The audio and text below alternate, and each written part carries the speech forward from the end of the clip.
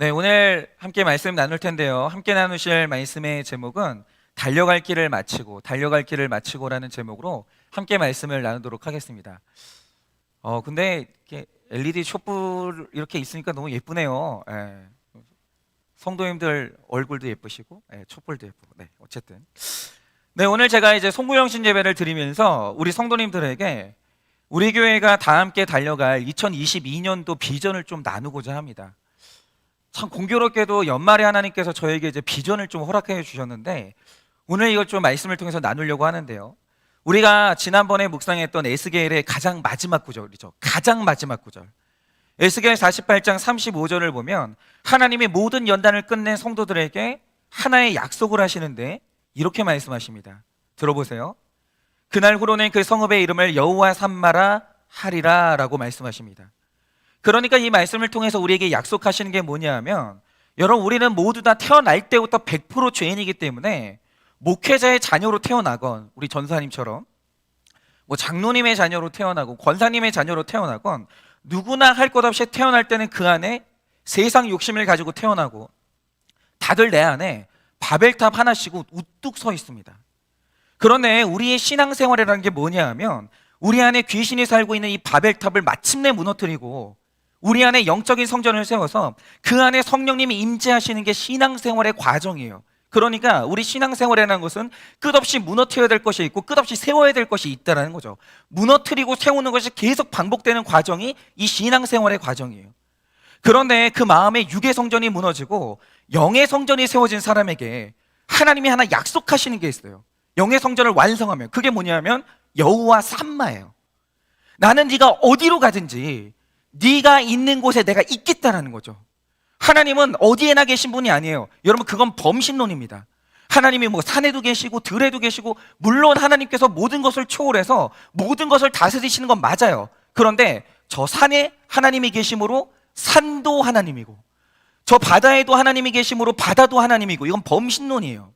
그런 건 존재하지 않습니다. 하나님은 통치하시지 안에 녹아있지 않다라는 거예요.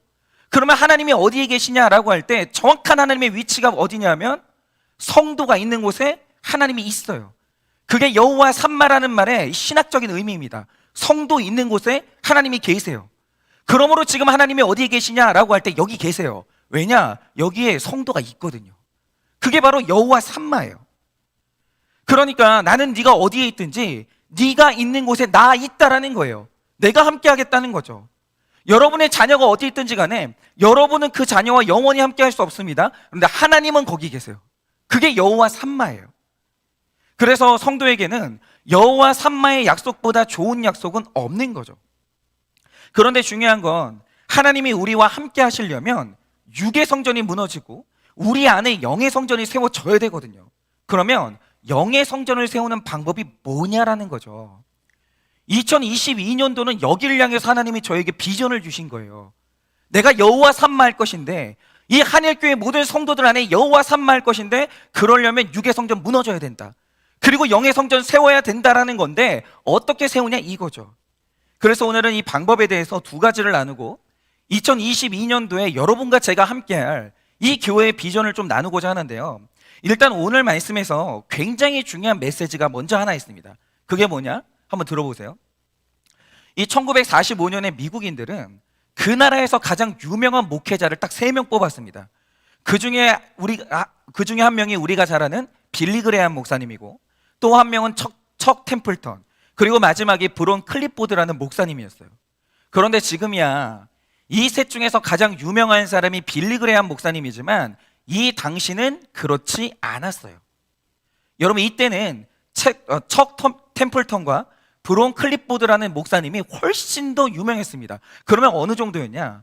1946년에 어떤 사람이 논문을 쓰면서 우리 시대에 가장 쓰임받는 목회자가 누구냐? 이걸 연구했거든요. 그런데 그 목록에 척 템플턴이 들어갔는데 빌리 그레이엄은 그 목록에 없어요. 그 당시에 빌리 그레이엄은 여기 끼지도 못했습니다. 그때 그렇게 대단한 목사는 아니었던 거예요. 그리고 이 셋 중에서 유독 브론 클립보드 목사님을 훨씬 더 대단했는데 1945년에 어떤 신문을 보면 이분을 평가하면서 한 세기에 나올까 말까 한 명설교자다 이랬어요. 그런데 실제로 이분이 설교를 기가 막히게 했습니다. 그래서 한 번은 마이애미에서 이분이 집회를 하는데 사람들이 이분 집회에 들어가려고 뛰기 시작하는 거예요. 늦으면 자리가 없으니까. 그래서 늦은 사람들은 몇 시간씩 줄을 섰습니다. 이분이 한번 집회를 하면 그 정도였어요. 그리고 이분이 어느 대학에서 설교를 할 때는 이분 설교가 방해가 될까 봐 학교 전체가 수업 종을 치지를 않았어요. 조용했습니다. 그 정도로 모든 사람들이 주목하는 설교자였고 이분이 한번 설교하면 사람들이 뒤집어지는 거예요. 그러니까 처음 시작할 때는, 사역을 시작할 때는 이 세 명의 목사님들 중에서 빌리 그레함 목사님이 가장 떨어졌어요. 가장 뒤쳐졌습니다. 그리고 나머지 두 사람은 저기 앞서서 달려가고 있었죠. 그런데 여러분, 딱 10년 지난 후에 이 세 사람이 어떻게 된지 아십니까? 아마 들으시면 여러분 깜짝 놀랄 겁니다. 이게 실제로 있었던 일인데요. 일단 1950년에 척 템플턴 목사님은 나는 이제 하나님이 더 이상 안 믿어진다라고 하면서 무신론자 선언을 했습니다. 교회 떠났어요. 한 번 설교하면 수만 명을 동원했던 그런 클립보드 목사님은 어땠냐? 아무도 모르는 곳에서, 그는 설교를 하고 있었지만 아무도 모르는 곳에서 술을 마시면서 알코올 중독에 빠지고 있었어요. 그러다가 불과 35세의 나이에 텍사스에 있는 허름한 모텔에서 혼자 고독사합니다. 그러니까 이런 거죠. 내가 이렇게 유명한 목사인데 내가 지금 알코올 중독이라는 걸 말을 못하는 거예요. 알코올 중독 때문에 질병이 계속 생기는데 고독하게 그걸 안고 있었던 거죠. 그러다가 그분이 쓸쓸하게 모텔에서 혼자 돌아가십니다. 그러니까 1945년도에 세 명의 젊은이가 불같은 사역을 시작해서 미국 전역을 흔들어 놨거든요. 신문에서도 떠들썩했습니다. 그런데 결국 10년 안에 두 사람이 사라져요. 그리고 딱 한 명 남았는데 놀라운 건 그 딱 한 명 남은 그 사람이 시작할 때 가장 초라했던 바로 그 사람이에요. 전 세계에서 가장 유명한 설교자가 되는데 그게 빌리 그레함 목사님이에요.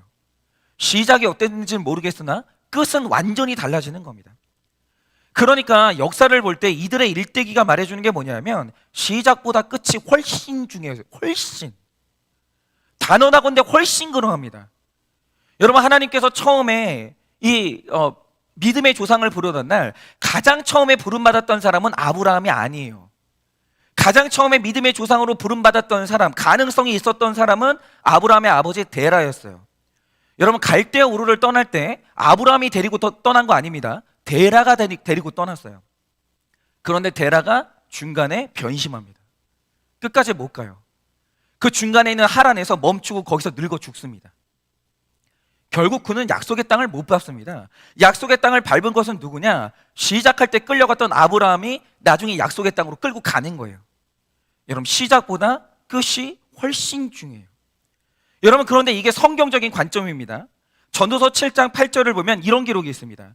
일의 끝이 시작보다 낫고 참는 마음이 교만한 마음보다 나으니 라고 했어요. 그런데 여러분, 이 구절의 내용보다 이 말을 누가 썼냐가 중요한 건데 이 말을 솔로몬이 썼거든요.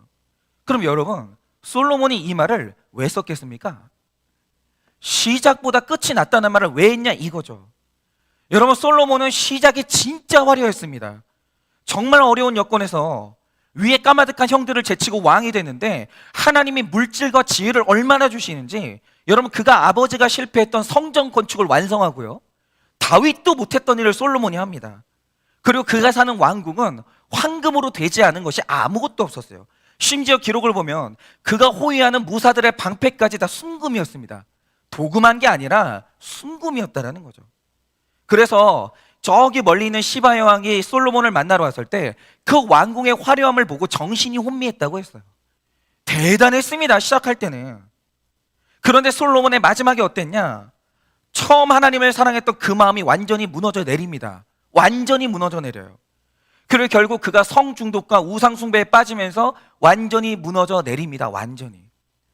그런데 성경을 보면 솔로몬이 구원받은 자의 목록에는 올라가 있거든요.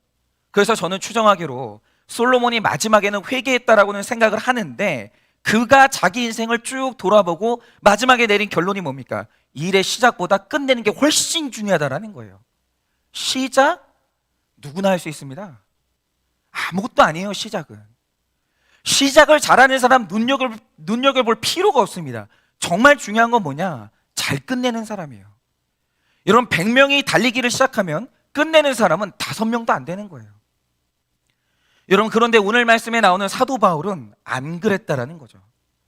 여러분 원래 사도 바울은 시작할 때 신앙의 시작이 처참했던 사람이에요. 왜 그러냐? 원래 그는 열성적인 율법주의자였고 그래서 당시에 예수 믿는 사람들을 이단 취급했거든요. 그래서 그가 예수 믿는 사람들을 보면 굉장히 과격분자여서 무자비하게 폭행을 하다가 결국 살인까지 저지른 사람입니다. 여러분 사도 바울은 사람을 죽여봤던 사람이에요. 그래서 성경이 사도 바울에 대해서 뭐라고 얘기하냐면 그는 살기가 등등했다라고 하는데, 살기가 등등하다는 말의 뜻이 뭐냐면 여기 머리끝까지 남김없이 꽉 찼다는 뜻이에요.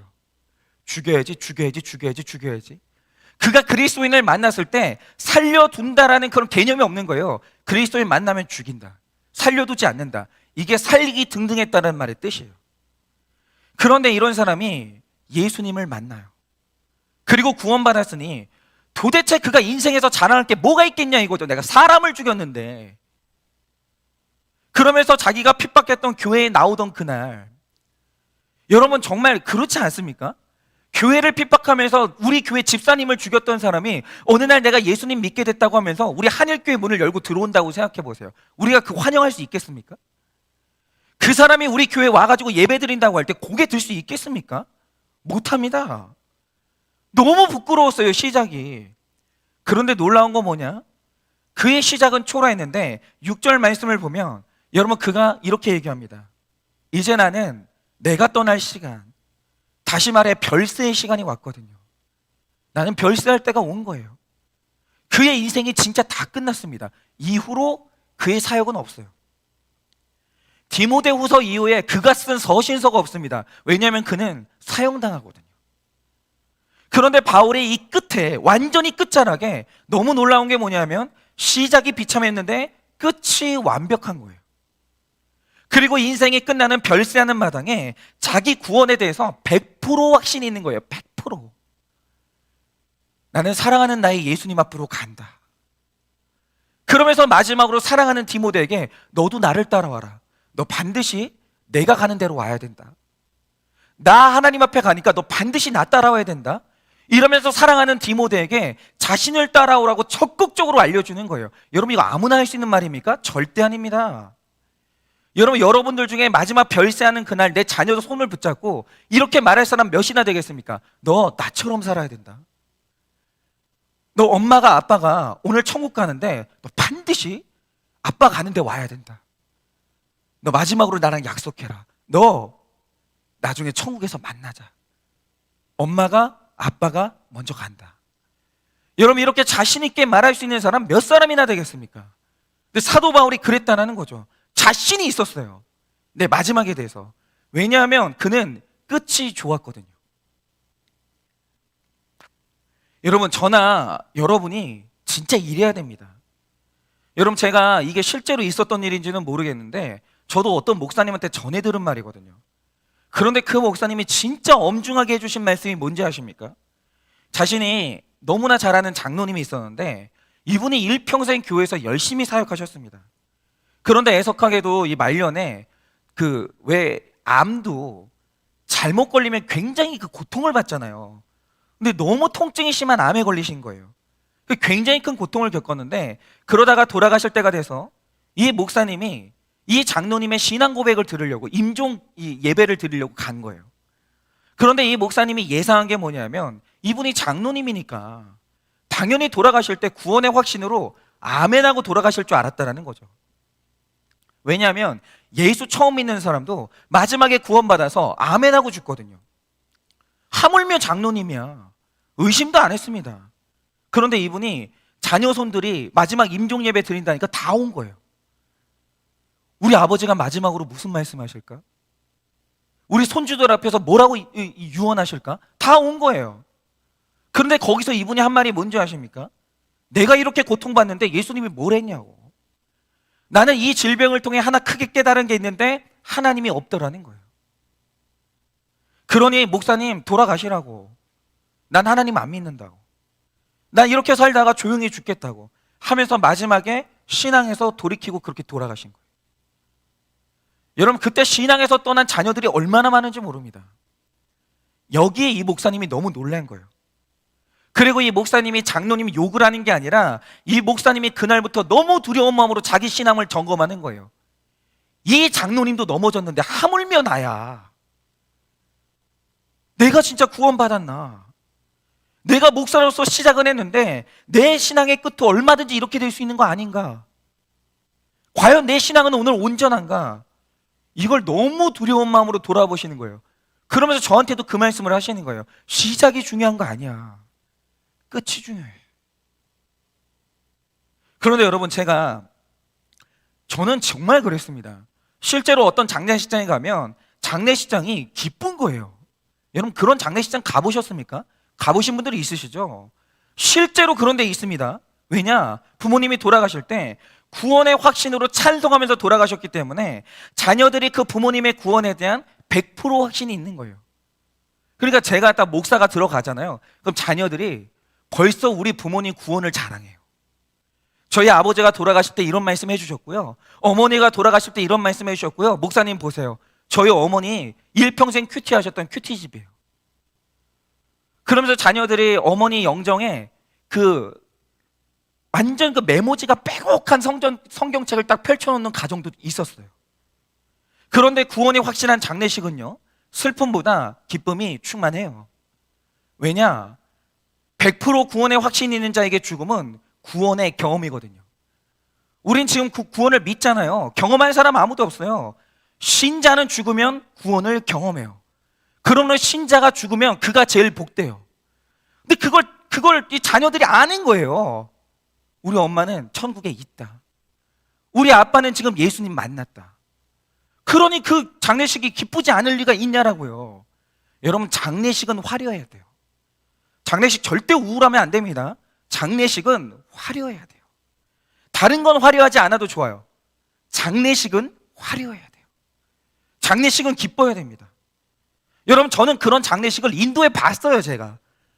그래서 저는 저희 아버지 장례식도 저 이렇게 하려고 합니다. 그래서 저는 100% 확실하게 믿지만 정말 이 세상에 천국과 지옥이 있다면 내가 이 땅에서 시작하는 생일보다 내가 끝나는 장례식이 훨씬 중요해요. 훨씬. 여러분, 장례식 신경 쓰셔야 됩니다. 생일은 아무것도 아니에요. 장례가 훨씬 중요해요.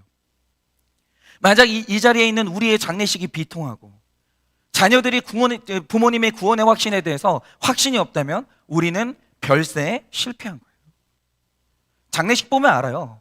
끝을 보면 다 아는 거예요. 그러나 내 별세의 장소가 기쁨이 되고 내 장례를 위해 설교하시는 우리 목사님이 내 구원에 대해서 정확히 확실하게 말할 수 있다. 그러니까 지금 여러분, 제가 여러분들 장례식 할 거거든요. 저한테 잘 보이세요. 근데 저 아시죠? 저는 한 번 신나잖아요. 지금도 그러잖아요. 목소리가 커요. 제발 저한테 여러분들의 구원의 확신을 주세요. 그럼 제가 진짜 엄청 큰 소리로 설교해 드릴게요. 네? 그러자 이거죠. 여러분, 내 장래를 위해 설교하는 목회자의 설교에 힘이 있고 확신이 있고 자녀들이 부모님의 구원에 대해서 확신이 있다면 우리의 별세는 성공한 것이고 별세가 성공했다면 더 이상 바랄 건 없는 거예요. 끝만 완벽하면 돼요. 끝만 완벽하면. 그러니까 이 2021년도도 시작보다 오늘 끝이 훨씬 중요한 거예요. 훨씬. 여러분, 우리가 솔직히 새해 시작하면서 결심하는 게 뭡니까? 그래, 내가 올해는 진짜 큐티 한다. 내가 진짜 큐티 한다. 내가 올해 하루에 무조건 20분은 나 무조건 기도한다. 이렇게 영적인 목표를 세우잖아요. 그런데 매년 끝자락에 와서 그 마음을 지키는 사람이 몇 명이 되냐 이거죠. 여러분, 제가 지금 정죄하려고 드리는 말씀 아닙니다. 여러분, 우리는 불신자 아니에요. 우리는 인생의 관점이 바뀐 신자입니다. 그래서 모든 신자는 불신자에게서 볼 수 없는 독특한 관점이 있어야 돼요. 그게 뭐냐면 종말론적인 관점이에요. 우리는 생일이 중요하지 않아요. 여러분, 신자는 장래가 중요해요. 우리에게는 종말론적인 독특한 관점이 있어야 된다는 거죠. 그러면 종말론적인 관점이 뭡니까? 제가 오늘 아침에 말씀드린 대로 매일을 살아가면서 나의 오늘을 나의 끝과 연결시키는 거예요. 계속 연결시키는 거예요. 이게 굉장히 중요합니다. 내가 오늘 목회를 하면서 내 끝하고 연결시켜야 돼요. 은퇴가 나는 30년 남았다? 그게 바로 종말론적 관념이 없는 거예요. 내가 오늘 이 땅을 살아가면서 계속 나의 끝날과 나를 계속 연결시키는 거예요. 이게 종말론적인 관점이에요. 내가 어디를 가고 누구를 만나고 어떤 말을 할 때마다 오늘 사도 바울처럼 주님 만나는 그 순간을 계속 설정하고 그걸 나와 연결하는 거예요. 오늘 이 만남이 내 구원을 이룰 것인가? 오늘 내가 돈을 벌고 돈을 버리는 이 순간이 내 구원하고 연결되는가? 끝없이 연결을 하는 거예요. 그게 바로 종말론적인 관점입니다. 제가 오늘도 어떤 형제를 만나는데 그 형제가 오늘 저를 찾아왔어요. 찾아온 이유가 뭐냐? 목사님, 조언을 받고 싶다는 거예요. 무슨 조언이냐? 이 형제가 말하길 자기가 지금 몸담고 있는 이 직장에서 계속 불법적인 일을 시킨다라는 거예요. 마음이 너무 무겁다는 거죠. 그래서 오늘 제가 그만두겠다고 말하려고 딱 갔는데 거기서 말하는 게 뭐냐? 연봉 6천 주겠다는 거예요. 젊은데 엄청 젊어요. 연봉 6천 줄 테니까 있어 달라는 거예요. 그럼 만약에 다른 데서 너한테 더 준다고 그러면 내가 그것까지 줄 테니까 있어 달라는 거예요. 여러분, 안 흔들릴 사람이 있습니까? 연봉 6천이에요. 사회 초년생이. 근데 결국 이 청년, 이게 대화를 하면서 결국 이 청년의 결론이 뭐냐? 그 직장을 그만두기로 했어요. 왜냐? 이 청년은 종말론적 관점이 있는 거예요. 오늘 내가 직장에서 돈을 버는 이 순간이 나의 끝과 어떻게 연결이 될 것인가? 과연 하나님을 내가 만났을 때 이 날을 하나님이 칭찬하실 것인가? 계속 종말론적인 관점으로 나와 현재의 나와 종말을 계속 연결을 짓는 거죠. 근데 연결을 지으니까 내려지는 결론이 뭐냐? 연봉 6천을 포기하는 거예요. 대단하죠. 그런데 날마다 나의 끝을 바라보면서 살게 되면 바로 그 종말론적인 관점이 나를 지켜요. 내 끝이 오늘 나를 지킨다라는 거죠. 그래서 여러분 이제 2021년도는 가고 한 9분 후에 2022년이 오는데 내년 끝에서 하나님이 나와 함께 하셨다라고 고백하려면 반드시 해야 되는 일이 있는데 여러분 오늘 지금부터 제가 드리는 말씀을 잘 기억하셔서 이 비전을 품고 이제부터 여러분들은 저하고 같이 달려가셔야 돼요. 내년에 그냥 저 혼자 직감하는 건 있어요. 그냥 제가 이제 큐티하면서 하나님하고 소통하면서 저 혼자 직감하는 건 있으나 구체적으로 말씀드릴 수는 없고 그러나 비전을 드리는 거예요. 여러분들 이제 2022년도는 저 혼자는 못해요. 사역을 저 혼자 하는 임계점은 지났어요. 이제 우리는 같이 가야 돼요. 그러면 우리에게 하나님이 주시는 이 비전이 뭐냐? 먼저 7절을 보시면 사도 바울은 말하기를 나는 선한 싸움을 싸웠다라고 하는데 그러면 그가 뭘 위해 싸웠냐 이거죠. 그런데 고린도전서 9장 19절을 보면 그가 일평생 싸웠던 이 싸움의 정체가 나오는데 이렇게 기록합니다. 내가 모든 사람에게서 자유로우나 스스로 모든 사람에게 종된 것은 더 많은 사람을 얻고자 함이라 라고 했습니다. 그게 사도 바울의 일평생 싸웠던 주제예요. 한 명이라도 더 얻는 거. 그러니까 그는 한 사람이라도 더 얻으려고 치열하게 싸웠던 겁니다. 그런데 여기서 중요한 건 그가 최대한 많은 사람을 얻으려고 싸웠던 이유가 뭐냐라는 거죠. 여러분 보통 이 세상의 사람들도 사람 끌어모으는 거 좋아하거든요. 그런데 우리가 사람을 끌어모을 때 그 이유가 뭐냐면 자기를 위해서 끌어모아요. 그러니까 우리가 사업을 할 때 제일 중요한 게 뭐냐면 왜 카카오톡 있잖아요. 이것도 처음엔 무료였거든요. 근데 처음에 이 카카오톡을 시작했던 사람이 무료로 이거 뿌린 이유가 뭐겠습니까? 사람을 일단 모아야 돼요. 모아야 사업이 시작되는 거예요. 그러니까 모든 사업의 시작은 일단 모으는 거예요. 모은 다음에 뭘 할 수 있는 거죠. 그 대부분의 사람들이 사람을 끌어모으는 이유가 뭐냐면 그 나를 위해서예요. 여러분 설마 카카오톡이 인류를 위해서 봉사하고자 막 사람들 끌어모았겠습니까? 아니죠. 끌어모은 다음에 할 일이 있었던 거예요. 여러분 지금 대선을 향해서 온 나라가 지금 달려가고 있는데 이 대선에서 각 대선 주자들이 끌어모으는 게 뭡니까? 각 진영마다 우리 편 끌어모으려고 온 힘을 쏟는 거예요. 온 힘을. 그러니까 지금 이 대선 주자들이 한 사람이라도 더 얻으려고 바닥을 기는 거예요. 잘못했다, 고개 숙이는 거예요.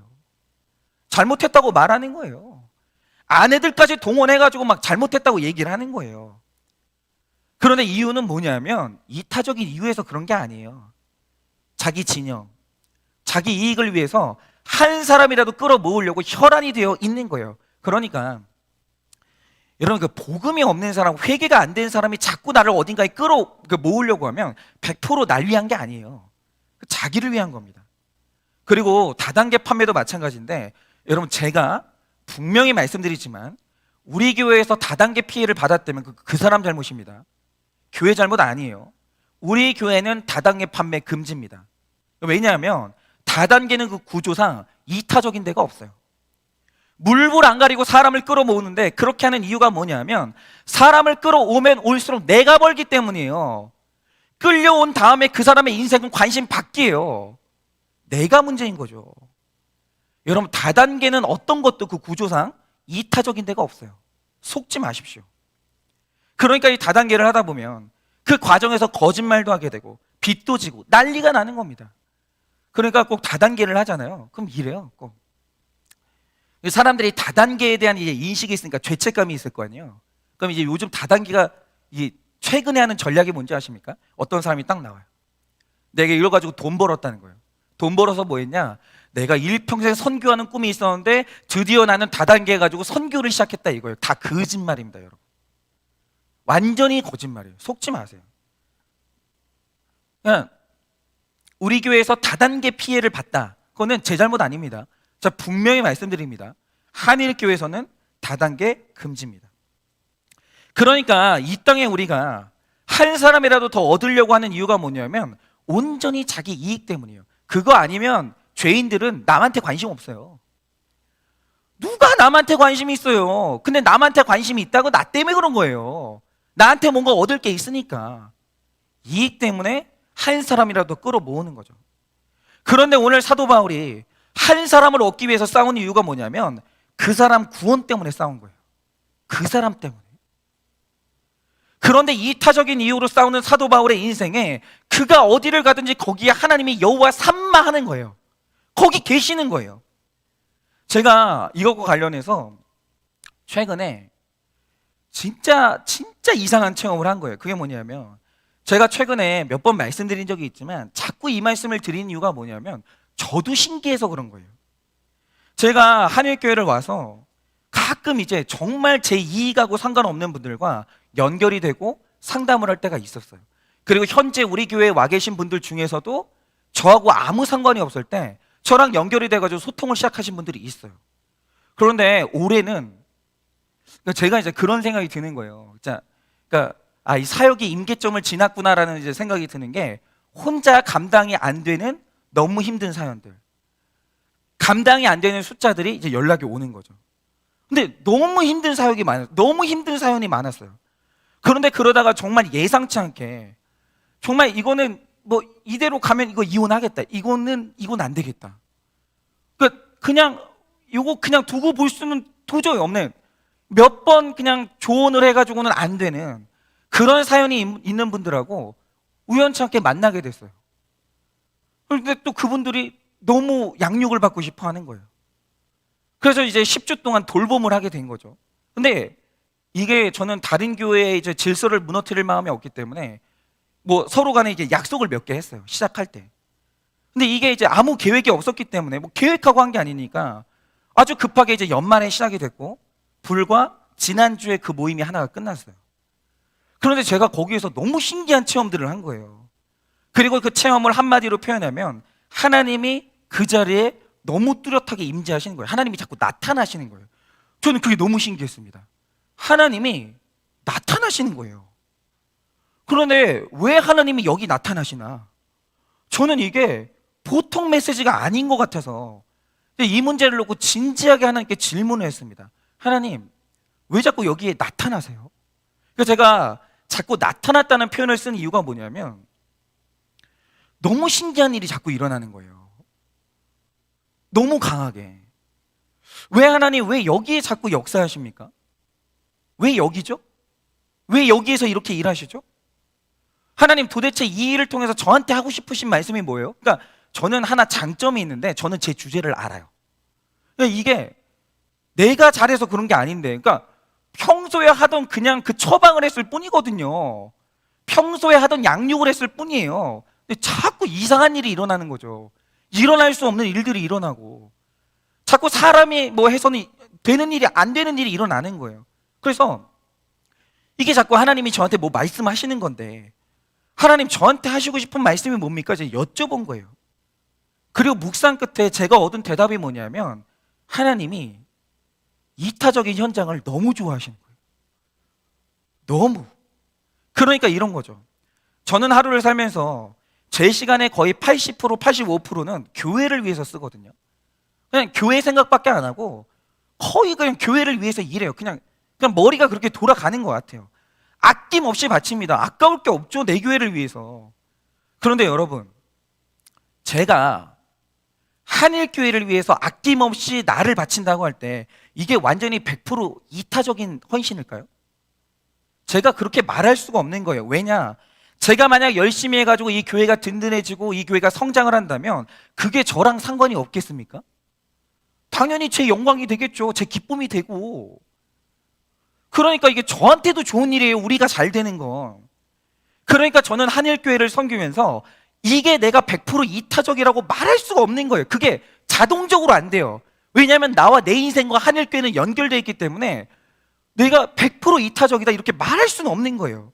그런데 제가 지난번에 가졌던 그 시간은 그냥 오지랖에 너무 안타까워가지고 급하게 모이긴 했는데, 제가 모임을 가지면서 그분들하고 단단하게 약속한 게 있습니다. 그게 뭐냐? 이 훈련을 받을 때 훈련의 대가로 사례비를 주거나 작은 선물도 하지 말라는 거예요. 근데 제가 이렇게 하는 이유가 뭐냐면 뭐 청렴해서가 아니라, 제가 외부 사람을 섬기면 우리 교회 성도님이 아무 상관없어요. 뭐 우리 집에 오셔가지고 뭐 식사도 할 수 있는 거고 뭐 우리야 뭐 선물 나눌 수 있죠. 우리 식구니까. 내가 외부 사람을 이렇게 돌보면서 사례비를 받는 순간 그때부터 그건 섬김이 아니라 부업이 되고 알바가 되는 거예요. 그런데 제가 한일교회에서 지원을 안 받는 것도 아니고, 내가 목회에 전념할 수 있도록 이 교회가 힘써서 나를 지원해 주시는데 내 욕심의 경계를 넘어서 알바를 한다고 하죠. 제가 하나님이 그걸 보시겠습니까? 여러분, 하나님이 살아계세요. 하나님이 얼마나 즉각 일하시고 정교하게 일하시는지 아십니까? 하나님은 그 꼴을 안 봐요. 근데 그런 분들이 있어요. 뭐냐면 목사님들이 생계가 안 되시는 분들이 있어요. 그거는 이게 해당이 안 돼요. 아니, 생계가 안 되는데 목사님이 그렇게 어려운 가운데서도 교회를 지키면 뭐 다른 일을 할 수 있는 거죠. 근데 저는 아니라는 거죠. 저는 교회가 제 삶을 지원해주고 계세요.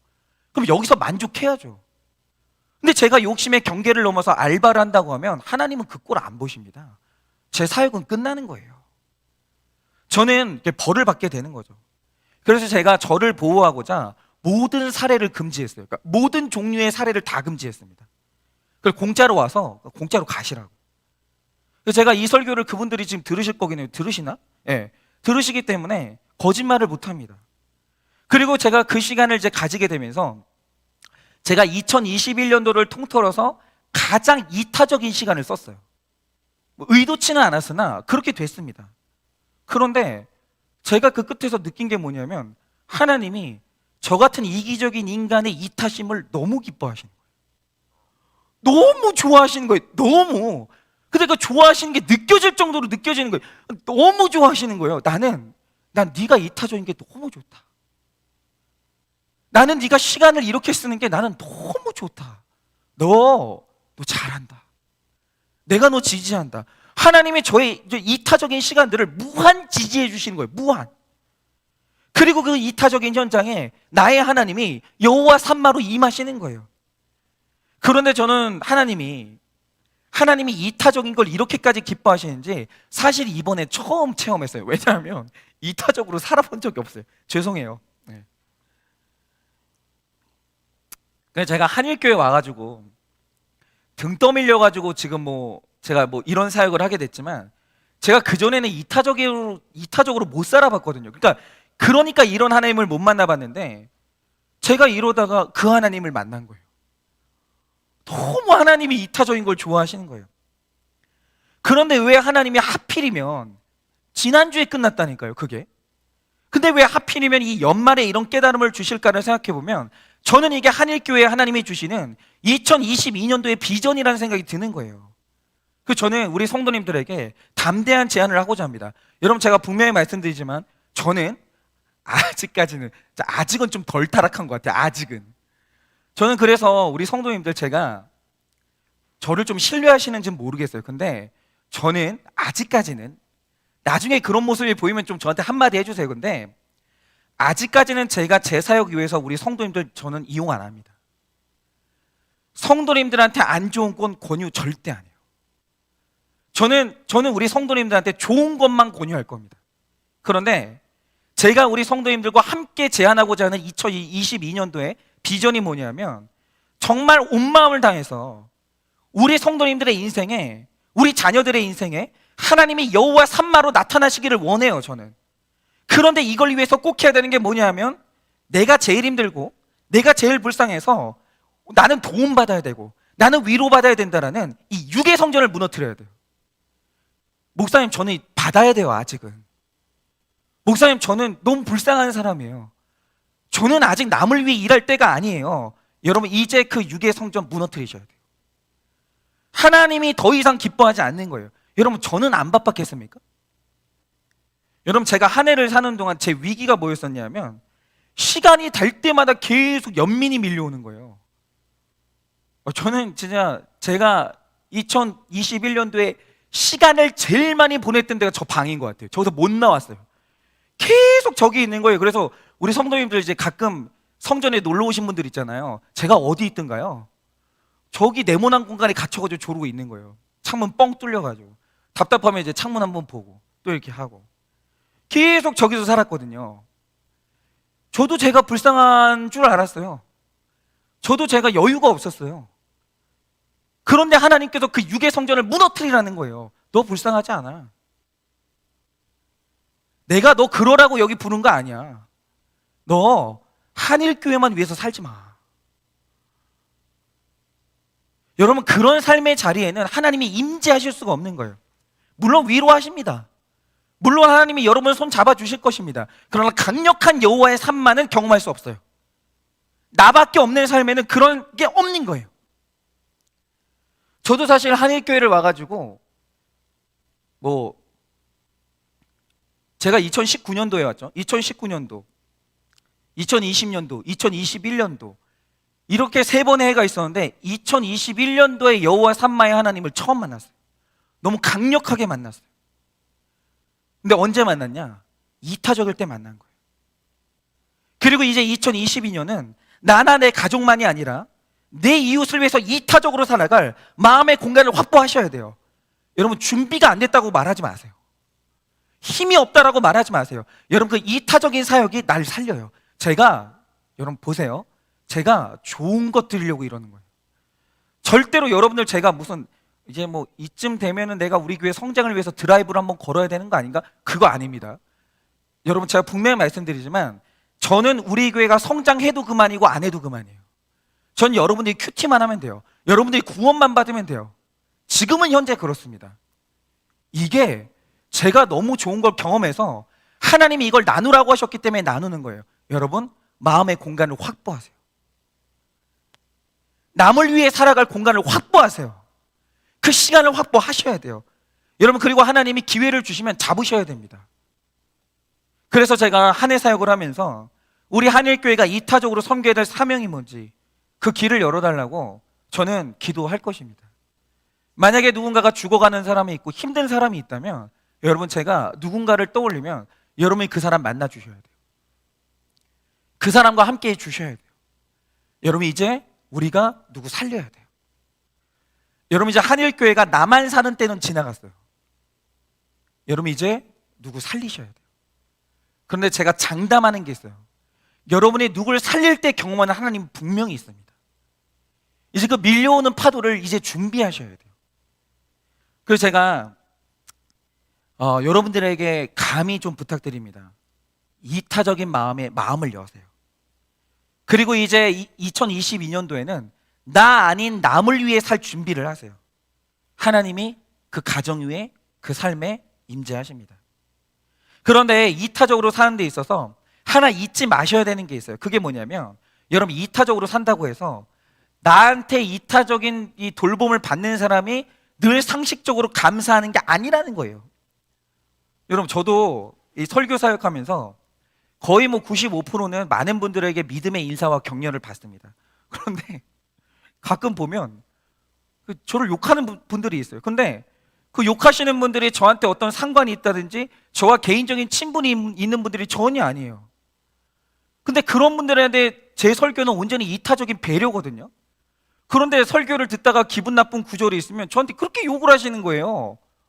근데 뭐 잘못했지? 그분이 저한테 해준 게 아무것도 없는데. 그런데 바로 이런 반응이 이타적인 삶의 최대 위기예요. 그러니까 우리는 어리석어서, 그리고 좀 상처가 있는 분들은 한 번 뭘 주면 10개 달라고 그래요. 한 개 준 걸 고마워 안 해요.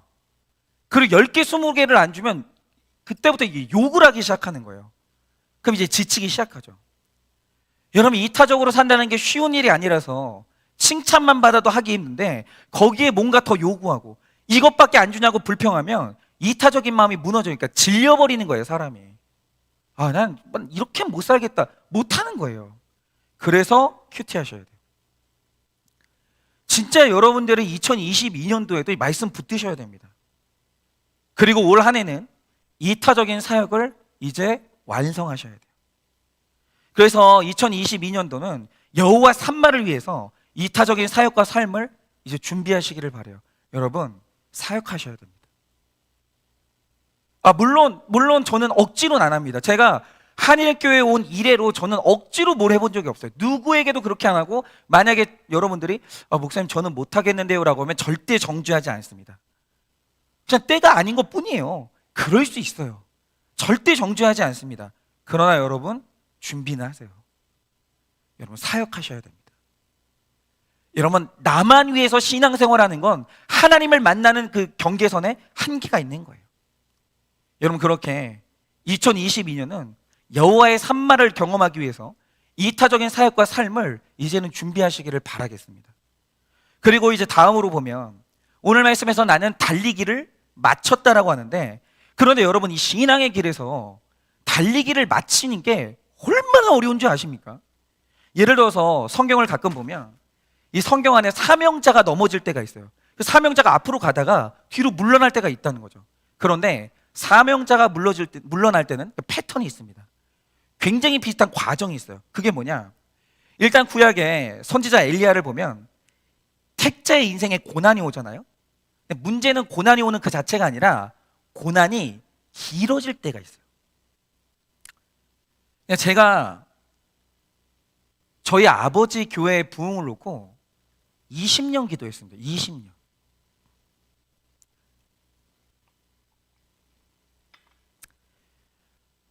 정말 여러분, 그거 아세요? 교회가 싸우는 교회가 나요. 아무리 기도해도 아무 일도 안 일어나는 교회가 어떤지 아십니까? 죽은 교회 같아요. 아무 일도 안 일어나요. 20년 동안 아무 일도 안 일어나는 거예요. 근데 그거 아세요? 고난이 길어지니까 기도를 하기가 싫은 거예요. 기도를 하면 뭐하나? 고난이 길어지니까 있잖아요, 사명 감당하기가 싫은 거예요. 어느 날 찬양 인도를 하고 있는데 찬양 인도가 허무한 거예요. 찬양 인도의 가사가 나랑 아무 상관이 없는 거예요. 고난이 길어지니까 달려가다가 못 가겠는 거예요. 뒤로 물러나는 거죠.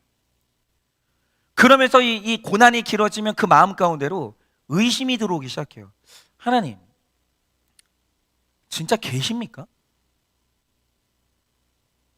하나님, 이렇게 힘든데, 이렇게 힘든 내 인생에 진짜 하나님의 뜻이 있습니까?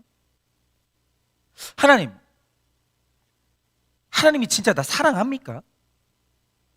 그러니까 성경에 사랑한다는 구절이 있는데 고난이 길어지잖아요. 그게 안 믿어져요. 고난이 길어진다는 게 굉장히 무서운 일입니다.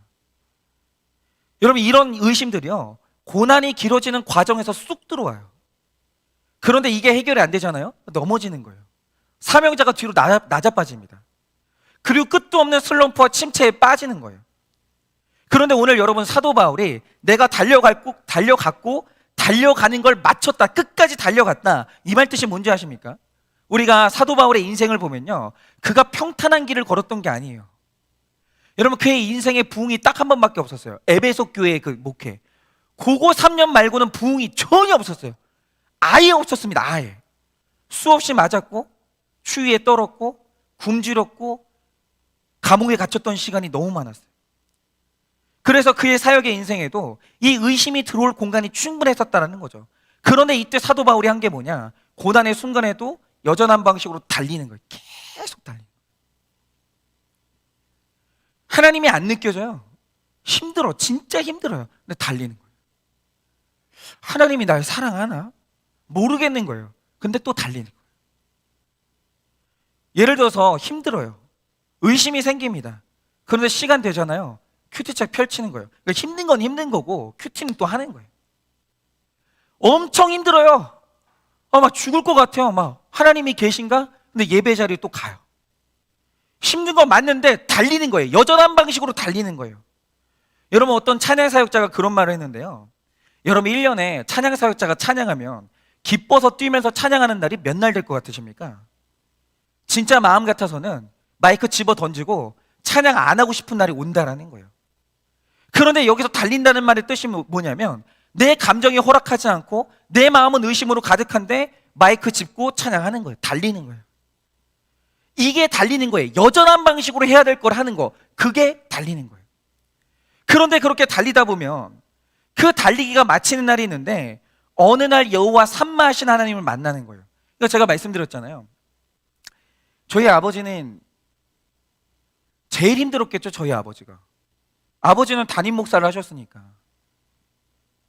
목회하는 날 동안 응답이 없는 거예요. 은혜의 비가 안 내리는 거예요. 완전히 하늘문이 닫힌 것처럼.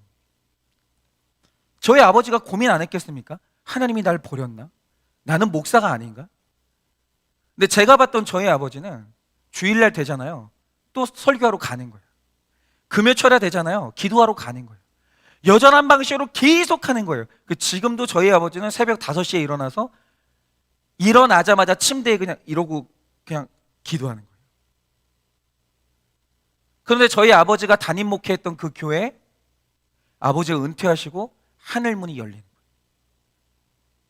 교회가 회복되기 시작하는 거예요. 죄고백이 터지기 시작하는 거예요. 그리고 성도들이 이 교회를 다니면서 내가 행복하다는 말이 나오는 거예요. 여러분, 제가 이 설교를 작성한 날, 요 문구를 작성한 날이 어제였던 12월 30일이었습니다. 근데 제가 사실은 어제 사무실에서 혼자 울었어요. 진짜 울었습니다. 근데 왜 울었냐면, 슬퍼서 운 게 아니라 2021년도에 이렇게 감동해서 울어본 게 처음이었어요. 근데 제가 여러분께 이제 꼭 들려드리고 싶은 이야기가 있는데, 왜 울었냐 하면 이것 때문에 울었습니다. 제가 연말에 한 전도사님의 사모님을 만났어요. 두 분 다 어려요, 제 기준에서. 참 이제 만나서 신혼생활하는 그러나 이제 생활이 어려운 두 전도사님하고 사모님을 만난 거죠. 그런데 특이한 게, 이 사모님은 한국 분이 아니에요. 순수한 중국의 한족이에요. 그래서 사실 이 사모님도 머리가 굉장히 똑똑해서 이제 언어를 빨리 배워서 그렇지 사실은 되게 한국어가 좀 서투르긴 하죠. 그런데 이분이 어릴 때 너무 어렵게 산 거예요. 근데 얼마나 어렵게 살았냐면, 아버지라는 분은 아이의 사랑의 표현이 아예 없는 분이고, 그래서 이분은 아버지한테는 사랑을 받아본 적이 없어요. 그런데 어머니는 중국의 이단에 빠져서 자녀를 돌보지 않았어요. 그 바람에 이 사모님이 어릴 때부터 친척의 손에 맡겨져서 자랐는데, 이 사모님이 그 친척들한테 얼마나 학대를 받았는지 아십니까? 예를 들자면, 애가 밥을 먹고 물을 마시면 대소변을 볼 거 아니에요. 그런데 이 남인데, 내가 우리 애도 아닌데 대소변 치우고 싶지가 않은 거예요. 그래서 어떻게 하냐면, 그 친척들이 대소변 보지 말라고 물도 안 주고 밥도 안 주는 거예요, 그 어린애한테. 그러니까 이 사모님이 어릴 때부터 얼마나 힘들게 자랐겠어요. 그러니까 마음에 이제 이렇게 손상이 온 거죠. 그런데 이런 가운데서 이 중국 분인 이 사모님이 중국에서 하나님을 만나게 됐고, 그날로 이제 지하교회를 섬기게 된 거예요. 그 상처가 많은 사람이 하나님을 만나니까 그 열악한 지하의 교회를 섬기는 거예요. 근데 신앙생활을 했어요. 근데 너무 좋은데 하다 보니까 문제가 뭐냐면 하나님을 너무 알고 싶은 거예요. 근데 문제는 뭐냐면 중국에 신학교육을 제대로 받은 사람이 별로 없는 거예요. 그래서 지하교회 지도자들도 다 평신도거든요. 그래서 어느 날 성경을 읽다가 이게 무슨 뜻인지를 모르겠는 거예요. 그러니까 여호와 삼마라고 하는데 여호와 삼마가 뭔지를 모르겠는 거예요. 그럼 그 지하교회 목사님한테 물어봐요. 목사님 이게 무슨 뜻이에요? 목사님도 몰라요. 갈증이 막 미치겠는 거예요. 이 사모님이 더 알고 싶은 거예요. 하나님을. 이게 걷잡을 수 없이 된 거죠. 그래서 이 사모님이 한 게 뭐냐면 후원자가 없어요. 선교사가 아니기 때문에 대책도 없는데 그냥 한국으로 와가지고 신학교를 가버린 거예요. 그리고 공부를 하는데 문제는 후원자가 없으니까 외국인이 부모님이 지원을 해주는 것도 아니고 밥을 못 먹는 거예요. 밥을 굶으면서 하는 거예요. 삐쩍 말라가면서. 여러분, 그러니까 수업을 한국어로 하는 분이 공부만 해도 힘들 텐데 식사도 못하고 여자분이 정말 고생에 고생을 한 거예요. 그런데 중요한 게 뭐냐, 사모님이 달리기를 멈추질 않는 거예요. 너무 힘든데 달리기를 멈추질 않는 거예요. 그 받은 사명을 뒤로 안 물러나는 거예요. 아니 그쯤 되면은 그냥 내가 무슨 부귀영화를 누리겠다고 이 짓을 하고 있나, 접고 중국 가면 되잖아요. 물러나질 않는 거예요. 버티는 거예요. 근데 이제 그러니까 일어난 일이 뭐냐, 어쩌다가 이제 같은 학급에서 수업을 하는 전도사님이 같은 학우니까 보는데 가만히 보는데 밥을 안 먹는 거예요. 계속 말라가고. 그러니까 이 학생이 밥을 못 먹는다는 걸 알게 돼가지고 전도사님들이 힘을 모아가지고 밥을 먹이기 시작한 거예요. 딴 건 모르겠고 밥은 먹이자. 정말 딸처럼 아껴줬대요. 온 학급이. 밥을 먹이기 시작하는데 그 과정에서 모두가 이제 돌아가면서 할 수 없으니까 한 전도사님을 세워가지고 네가 담당을 하고 네가 이분 챙겨가지고 밥을 먹여라. 우리가 너한테 이 돈을 줄 테니까. 그래가지고 밥을 먹이게 된 거예요. 근데 중요한 건 처음에 학우들이 밥만 챙기라고 했거든요. 근데 밥 챙기다가 인생 챙기게 된 거예요. 사랑에 빠져가지고 인생 챙기다가 결혼하게 된 거죠. 그런데 이 사모님이 얼마나 남편을 이타적으로 섬기는지 남편 전도사님의 영혼만 바라보는 거예요. 아무것도 바라지 않아요. 그래서 그러다가 이 사모님이 이 전도사님한테 권유한 게 뭔지 아세요? 나는 됐어. 나는 잘 살 수 있어. 나는 중국에서 고생도 해봤고 나는 잘 살 수 있으니까 당신이 돈을 못 벌어도 좋으니까 한 명의 사역자로서 당신의 영혼을 세웠으면 좋겠어. 그러면서 사역을 그만두게 하고 우리 교회 훈련하라고 보낸 거예요. 죄 고백을 해야 된다고. 근데 이분이 누구냐면 지난번에 한지환 전사님이 없을 때 한 번 찬양해 주셨던 그분이에요. 그런데 이 사모님이요, 어제 오후 3시 45분에 건강한 아이를 출산했거든요. 근데 제가 왜 울었는지 아십니까? 이 전사님의 아내가 저한테 이제 문자가 왔을 때 출산을 3시 45분에 했는데 문자가 온 게 2시 47분이었어요. 출산하기 1시간 전. 그럼 여성분들은 아시죠? 얼마나 고통스럽습니까? 정신이 없는 거예요. 그때는 너무 고통스러운 거예요. 여자가 출산하기 1시간 전은 그냥 미치는 거예요. 이때는 무통주사도 없어요. 너무 힘든 거예요. 너무 아파가지고 정신이 없는 거죠. 그리고 물론 이 사모님도 너무 큰 고통 가운데 그렇게 정신이 없었어요.